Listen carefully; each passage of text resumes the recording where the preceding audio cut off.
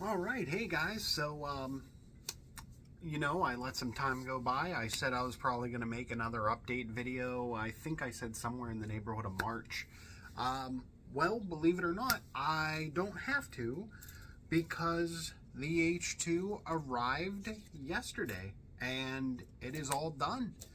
I went in, everything went butter smooth. I'm going to kind of walk you through the final steps of the process and hopefully in the future, if someone's planning on ordering theirs, they'll have an idea. They can kind of follow along with this, or maybe you have an order in and you haven't heard back yet. So let me at least give you the update as far as I have it. And this is going to be another relatively boring video, mostly for myself, just so that I have it as a memory I can look back on, smile on in maybe 4 or 5 years, something like that. I don't entirely know.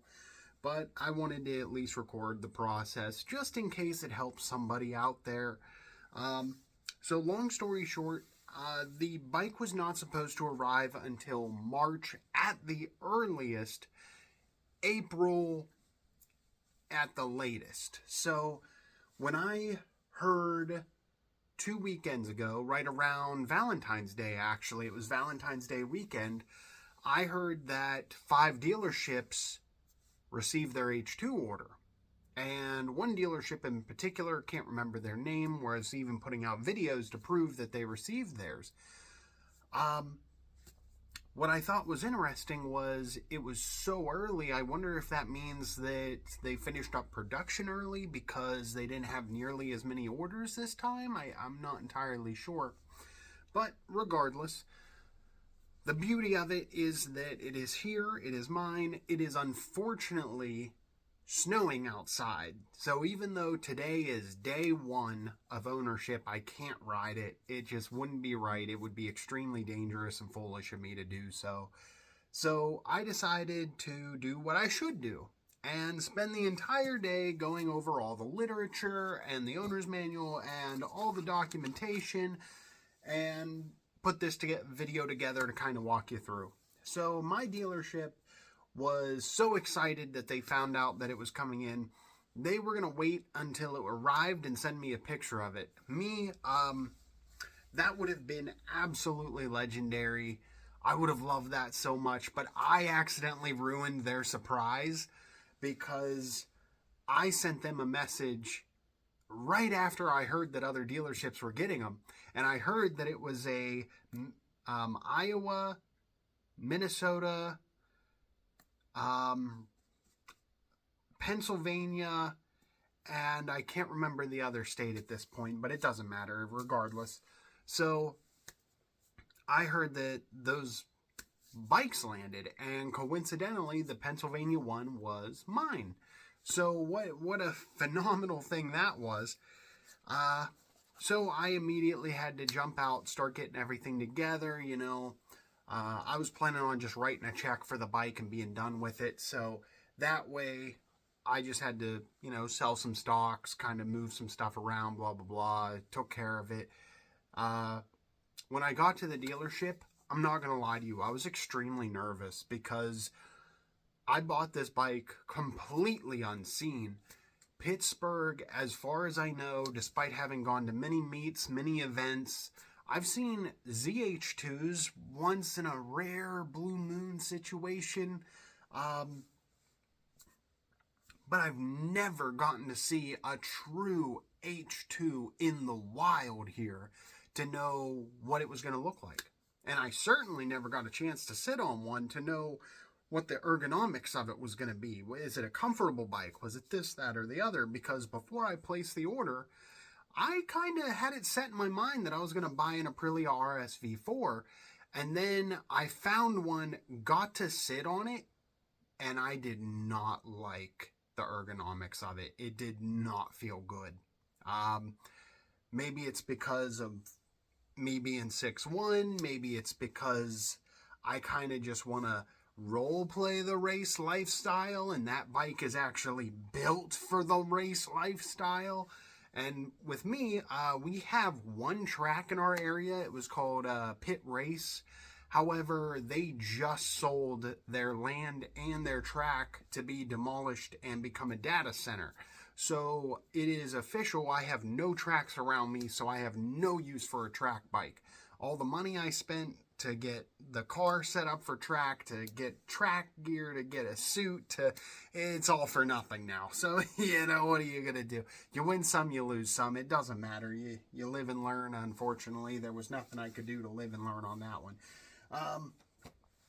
So anyways, the dealer let me know it was on the way. I put everything together, got it all ready. I showed up there on a Saturday. I finished the last little bit of paperwork just to kind of officialize everything. And they told me that the bike was in the shop. And I got to go round the corner and see it for the first time.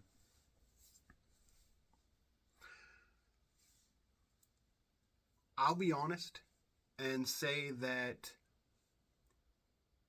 all of the videos I've seen on YouTube, all of the pictures you see online, even playing on Kawasaki's website directly, none of them do it justice to the H2, the non-carbon editions paint. The paint is so drop dead gorgeous in person. I'm not gonna lie, I really wasn't crazy about the color when I was seeing it online and in photos. I was like, okay, well, I'm not buying the bike for what it looks like. I'm buying it for what it can do, what it is, the piece of engineering marvel that it is. And when I first saw it, I got goosebumps. It was ungodly beautiful. It was, I couldn't believe it. No video, no photo, not the website, none of it does it justice with how beautiful that paint is, especially in the sunlight. So that was a very pleasant experience. And then I got right up on top of it and looked at it and got to view it. And finally, for the first time, witness the size of this bike. Because I knew it was going to be bigger than my ZX6R. But I knew it wouldn't be as big as a ZX14, because that's like Hayabusa level size. And the H2 is smaller than that, but it's bigger than the ZX. And so I was like trying my hardest to use the dimensions of ZX10Rs that I've seen to kind of put my brain in a general area.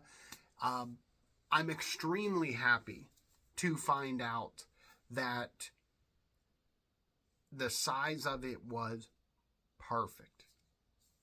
Perfect.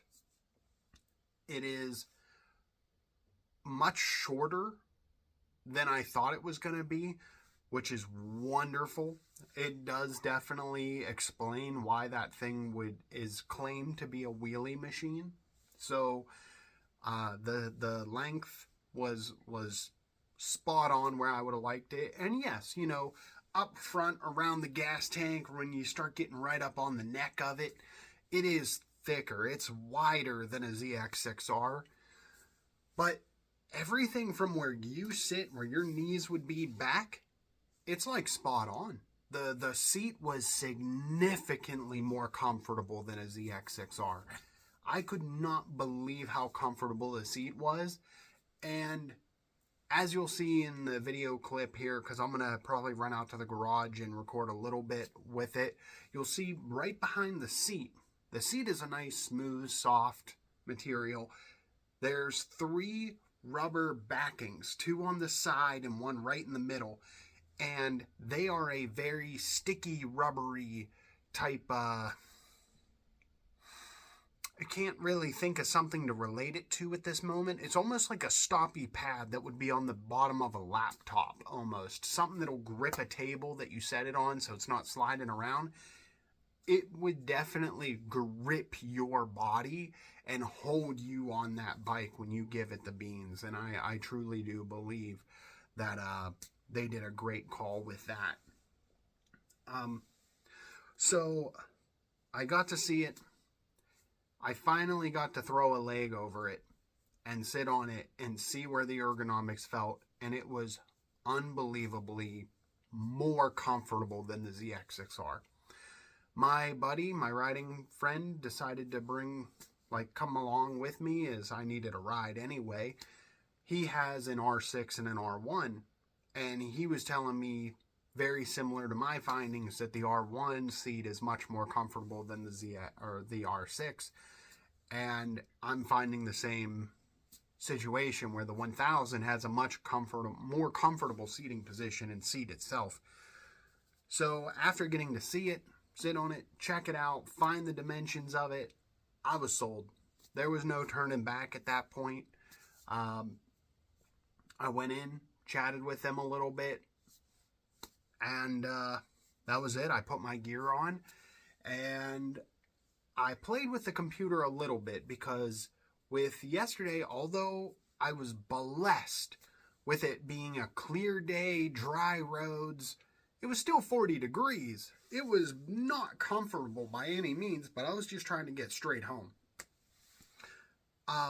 So I put it in rain mode so that I could get adjusted to it, so that I could get used to the bike first, especially since Kawasaki's have a break-in period like all bikes do. And whether you believe in following the manufacturer or doing a hard break-in, it doesn't matter. I tried my best to abide by it. And it pretty much was like, keep it under 4,000 RPM for the first 250 miles, and then from 250 to 400 keep it under 6, and then from 400 to 600 ride moderately, and then do the oil change along with the first service, and then you're good to go. You can ride it however after that point. So I tried to abide by that to the best of my ability. So yes, I definitely 110% opted for the Kawasaki protection plan, because that particular bike, I'm very heavy in the belief I should have a warranty for it. So I was able to get the initial 12 months plus an additional 48 months, giving me a grand total of 60 months of warranty time. And the extra 48 months only costed me $1,800 for that bike, which I was rather surprised. I thought it was going to be a lot more than that. So I was quite happy to find out that Kawasaki only charges $1,800 for a additional 4 years on an H2. And I did contact them. Yes, the supercharger is covered under all of that. So for all the people who claim hardcore, oh, every H2 is overheating, oh, you got to get this intercooler, it's an extra like $6,000-$7,000 on top of buying a $40,000 bike, what are they doing? It's all covered. I don't have to worry about any of that. So I'm going to find out myself if any of that is true, because as I have been learning over this past year, this H2 is a extremely hardcore, what's the best, most polite way to say this? An influencer bike, a YouTube bike, a TikTok bike. I don't know what the best term would be. I mean, granted, I guess I'm sitting here making a video on it, but these videos are mostly for me. I'm posting them on YouTube, so I don't have to have like this giant terabyte hard drive to store everything on. And anyways, if someone else finds it helpful in any way, great, good for you. So I'm going to try to cut through all the BS, because I have already, in my short less than 50 miles, have kind of noticed a thing or two that influencers have made videos about that are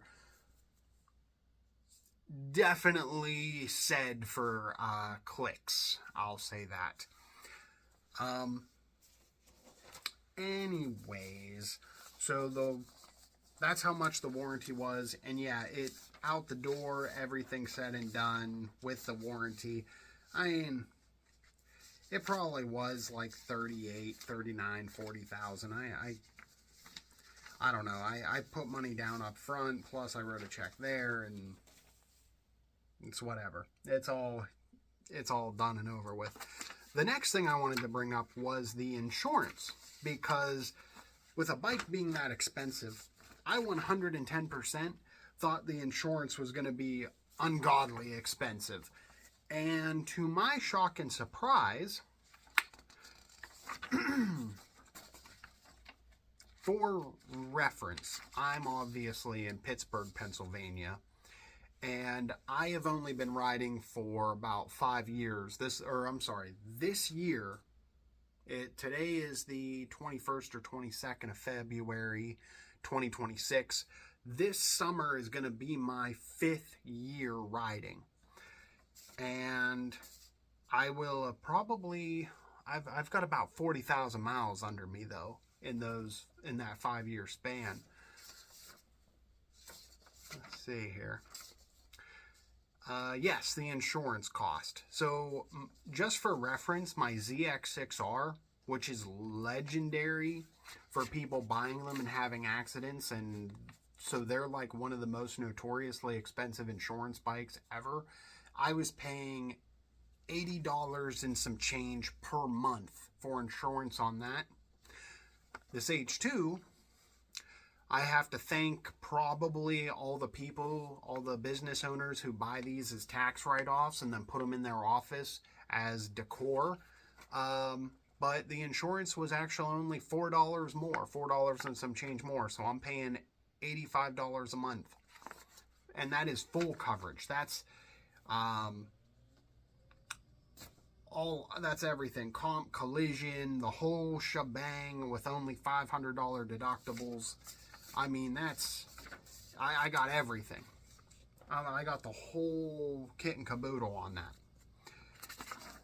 Oh, and just in case anybody was curious who I'm with, if that sounds insanely good to you, do keep in mind that I have no accidents at all, period. Car, motorcycle, nothing. I'm obviously in my younger 30s, and I live in Pittsburgh, and our riding season is realistically half a year. So I have State Farm, but I have a very specific agent that does great for me. Oh, here's the paperwork telling me exactly how much it was. So let me double check myself, make sure I'm not...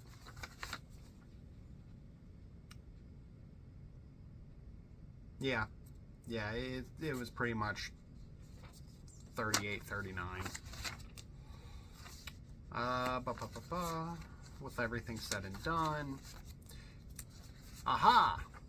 I mentioned this a little bit ago in one of my other videos, but I would love to bring this up again, as I find it quite entertaining myself. People were constantly saying online, this is one of the things I was seeing about the influencer situation. They were talking about how ungodly expensive it is to maintain and service this motorcycle. Where? Who? Where are you guys going? What are y'all paying to get things done on this bike? I'm looking at this. I've got everything printed out. I mean, like, I legit printed it out. And, let's see here. Comparing it to a ZX6R, there's not a thing here I don't expect to see. There is one thing on this entire list. I'm talking all the way up to 30,400 miles. I reviewed this thoroughly. There's one thing in here that's expensive that I wouldn't expect already with the ZX6R. And it is at 30,000 miles, you must have the supercharger's impeller axial play checked. At 30,000 miles.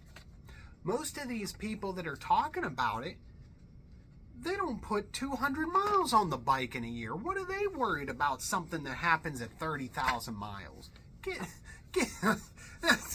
Oh, man. So this is the stuff that I hope to make videos on and talk about, and just kind of like, I don't want to quite say expose, but I'm just seeing a whole lot of hype and excitement and lies coming out from a lot of these influencers that do make YouTube videos and shorts about this bike that just flat out aren't real.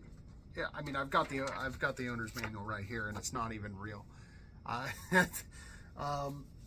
The only YouTuber I found that is really good that is making H2 content is a guy in Japan. Lord help me, I can't remember what his YouTube channel is, but if you just literally type H2 Japan, you're gonna see his night rides and him. Really awesome guy. He makes phenomenal videos, great cuts, great edits. I mean, he does seriously good work, and he is truly worth watching. I am very happy for him to be able to live and enjoy a bike of his homeland and enjoy himself with an H2. That really does warm my heart to watch his videos. They're very wholesome, even though when he does talk to the camera, I genuinely don't know what he's saying. Although, I will admit, in his newest video, he started putting English subtitles in it because he started to notice how many US watchers he's getting. So, good for him for catering to his audience. I think he's going to have a great future ahead of him, and I really wish him the best. But yeah, that's everything there. I put it on rain mode, and I started getting on the road. And I was happy to find out, although I didn't learn this until after I got home, that nowhere in the owner's manual does it state how much power rain mode takes off of the bike. But when I got home, I tried to look it up, and although this isn't from any official sources, there was someone that claimed to have dynoed the bike in both rain mode and non-rain mode, and they said that they were tracking approximately a 50% power deduction. So instead of getting the 240 horsepower, they were getting about 120, which is still right in the neighborhood of the ZX6R range. So how true that is, I don't know. I'm obviously just taking it from a source on a forum with a claim. Who knows how true or not true it is, but that was the information that I was given about the rain mode, since it's the exact percentage or exact amount is not listed in the owner's manual by any means.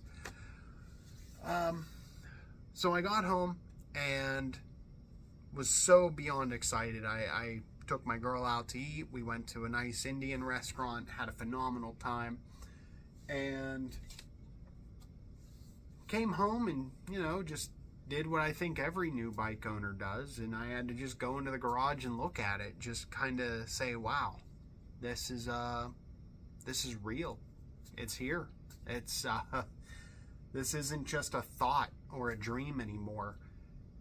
The bike I've always wanted, the bike that I kind of tried to talk myself out of entertaining the thought of multiple times, is right in front of me, and the key is in my hands, and it's in my garage.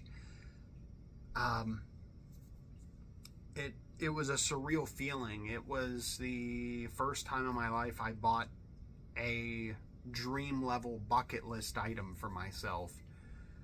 So, not specifically motorcycle related, but it's a surreal feeling, and I hope anyone who's watched this far into the video and is hearing this knows what feeling I'm talking about, has been blessed enough to realize and have one of their dreams come to fruition right in front of them, to know what an amazing moment that was. So that was it. I'm going to take the camera and we're going to go into the garage here, and I'm going to point out a couple of things, couple of fun facts that I have had shared to me, and hopefully some of this information entertain you. But yeah, this is going to be the final update about when is the bike coming and the process of picking it up, because it's officially here. I have it. I gave you the insurance info and how that went. Gave you the extended warranty info, how that went. They did sort of low-key mention that possibly that some of the rumors I heard about the 2027 model year being redesigned or remodeled. But I'm going to be honest, despite them not leaking anything or knowing too much about it by any means, I just have this bad feeling that it's going to be changed for the worse. I hope I'm wrong, but I just can't help but to get over this feeling that with all the craziness going on with the emissions and all that type of stuff, that I just hope it doesn't get further restricted or completely redesigned from the ground up to be some sort of like hybrid motorcycle performance. I don't know. I'm just talking out loud, I guess, but time will tell. In about a year, when I come back and watch this video, I'll already know what they did. All right, I'm gonna go hop into the garage. There's nothing else. I'm gonna go through everything, make sure I didn't miss anything I wanted to share on camera here, and then we can rock and roll. Okay, talk to you guys in a minute. Oh, fun piece of info I missed. This is the Kawasaki OEM oil filter number for the official H2. And this is the high flow part number, which is much better. See, I love how that has the nut on the end of it, where this one is just flat. I know it doesn't matter if you have an oil filter tool, but between one of these two and 5 bottles of 1040, you'll be perfectly fine.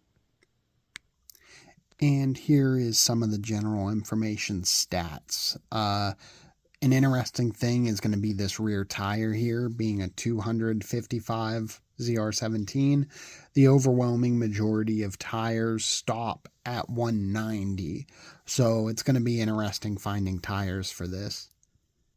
And yes, here's the break-in period, which seems pretty simple and straightforward.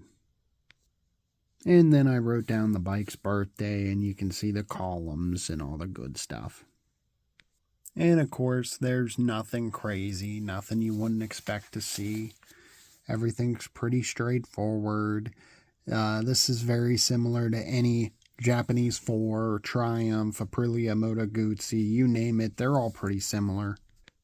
And then of course on this page, this is where the supercharger impeller comes to play at 30,000 miles. Otherwise, everything is just as you would expect to see it on just about any bike, really.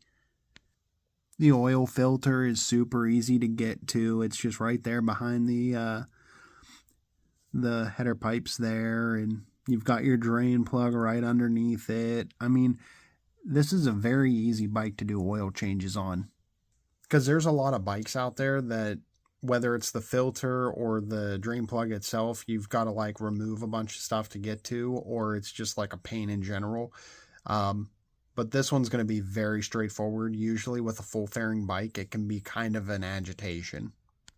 And of course the chain slack, just keep it between 1 inch and 1.4, nothing crazy.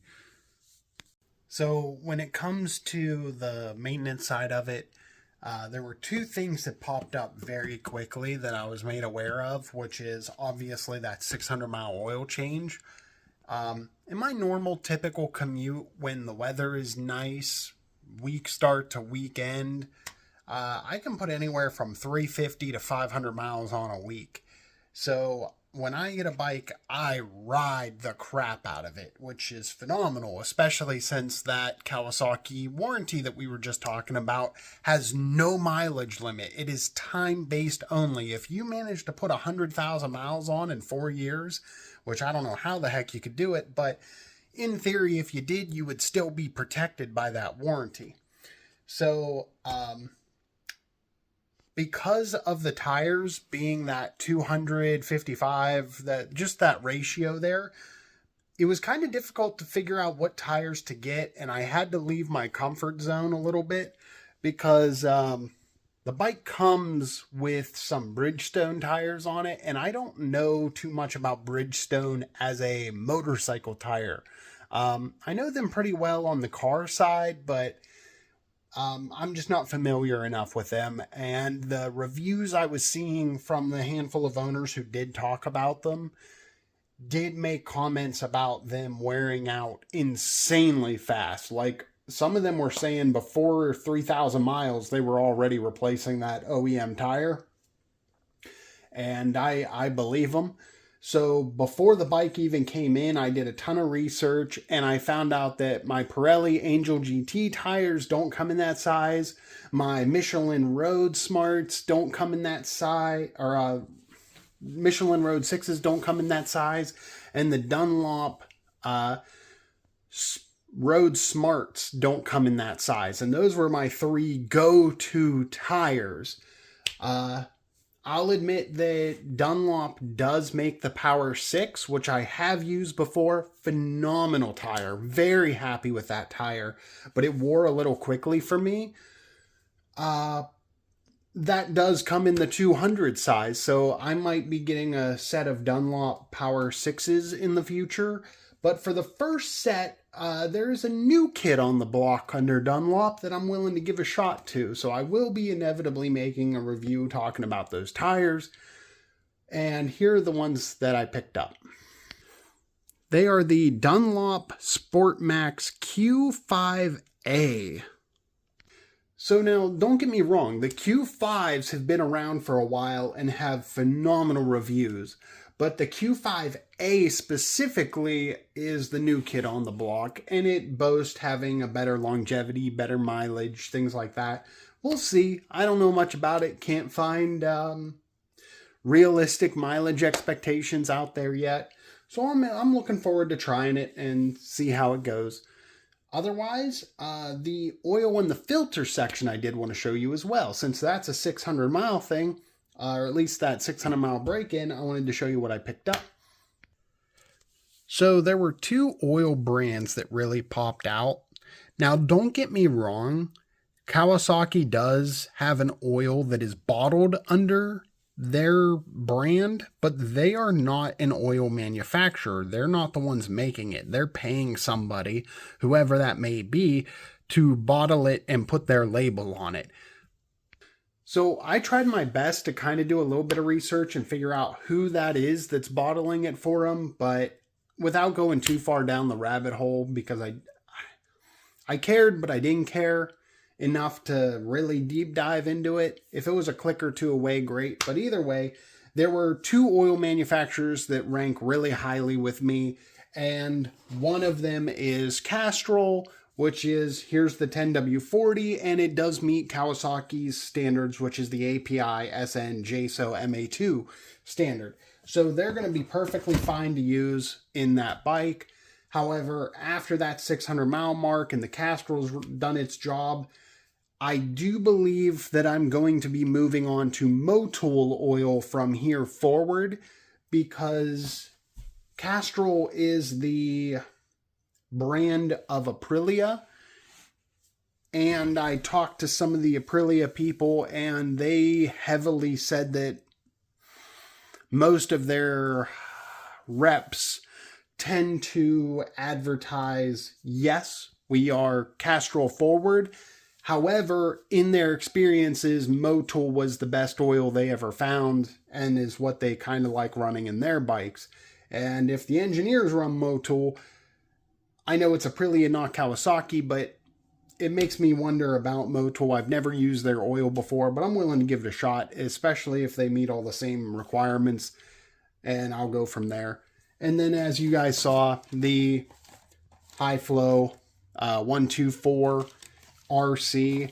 And the thing I love about these filters from High Flow, although I'll admit, you know, there are some reviews out there that talk about K&N and High Flow and miscellaneous issues. I've never had a problem with them in all the years I've run them, but I love that they have the little bolt on the end, that little nipple piece that you can actually use to get off.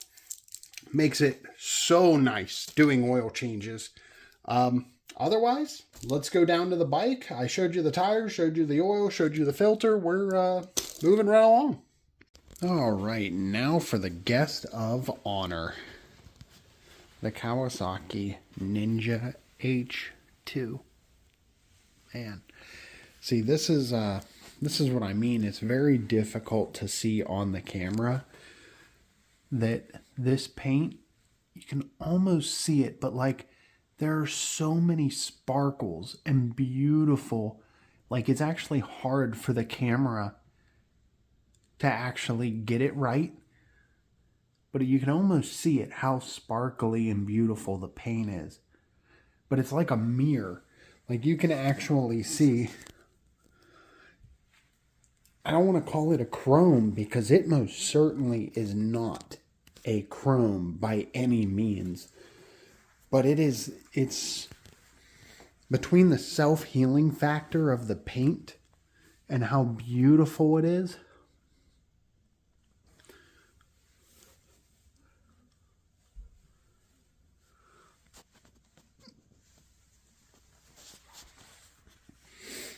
It's just very hard to describe.